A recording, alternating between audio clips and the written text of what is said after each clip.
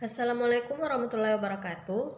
Baik, dalam video kali ini saya akan menjelaskan mengenai beberapa hal terkait hukum pidana, mulai dari pengertian hukum pidana, sifat hukum pidana, sumber hukum pidana, dan terakhir delik atau tindak pidana.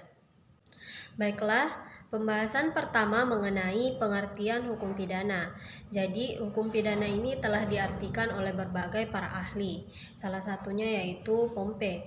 Pompe mengatakan bahwa hukum pidana adalah semua aturan atau norma yang mengatur tentang perbuatan manusia yang dilarang, sehingga perbuatan itu boleh dihukum, dan hukum atau aturan tersebut menentukan apa hukuman yang diberikan. Yang kedua, menurut Emaire mengatakan bahwa hukum pidana adalah serangkaian aturan atau norma yang mengatur tentang perbuatan manusia yang dilarang, yang boleh dihukum dan menentukan apa hukumannya, yang dimana tujuan hukuman tersebut adalah memberikan siksaan. Jadi, dari dua pengertian tersebut dapat dilihat perbedaan, di mana Emaire menambahkan adanya tujuan dari hukum tersebut. Sehingga berdasarkan Kitab Undang-Undang Hukum Pidana atau KUHP, mengartikan hukum pidana adalah serangkaian aturan yang mengatur perbuatan pelanggaran atau hal-hal kecil yang ringan sehingga dihukum dengan denda yang tidak berdampak kepada orang lain, dan kejahatan atau perbuatan besar yang ditujukan kepada seseorang sehingga dihukum penjara, di mana keduanya yaitu pelanggaran dan kejahatan menyerang kepentingan umum atau badan hukum dan perundang-undangan atau masyarakat yang berakibat kepada nyawa, harta benda, dan kehormatan. Kemudian diberikan hukuman yang tujuannya untuk siksaan. Pembahasan yang kedua yaitu mengenai sifat hukum pidana, di mana ada 3 sifat hukum pidana, diantaranya yaitu yang pertama yaitu mengatur hubungan masyarakat dengan negara. Yang kedua, kedudukan penguasa negara lebih tinggi daripada orang perorangan atau biasa bersifat memaksa. Yang ketiga, perbuatan seseorang memiliki aturan atau mengatur sehingga dilakukan berdasarkan ketentuan-ketentuan atau biasa disebut dengan sifat asas legalitas. Pembahasan selanjutnya mengenai sumber hukum pidana.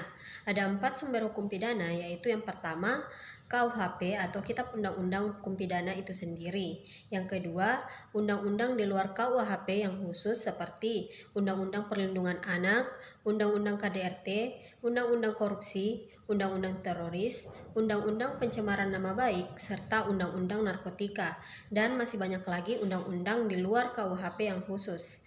Yang ketiga yaitu jurisprudensi atau putusan hakim terdahulu yang ditetapkan sebagai aturan yang mengikat.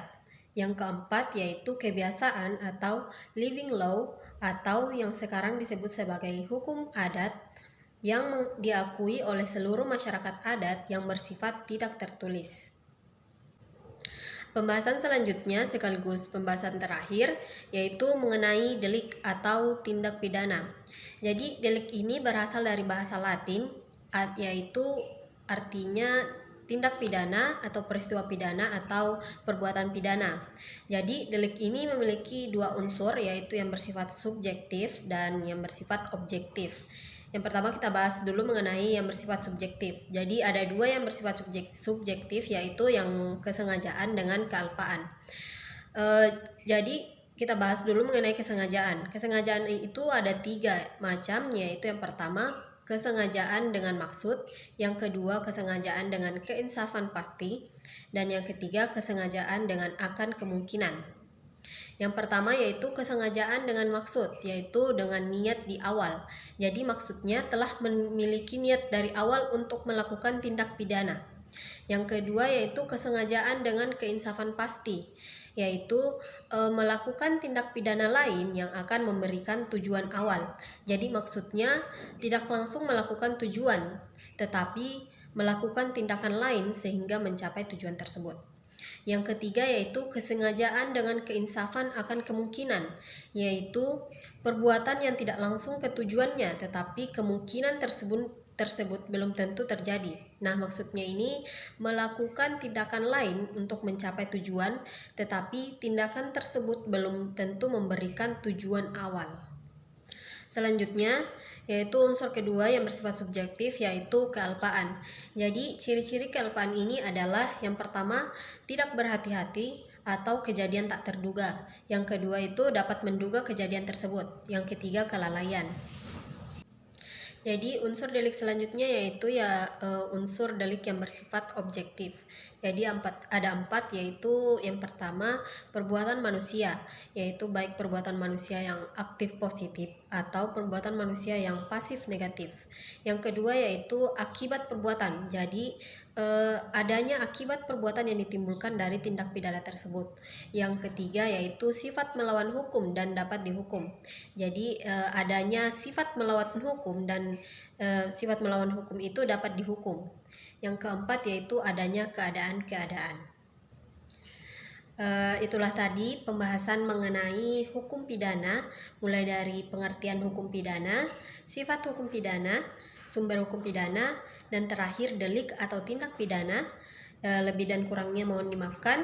Sekian, Assalamualaikum warahmatullahi wabarakatuh.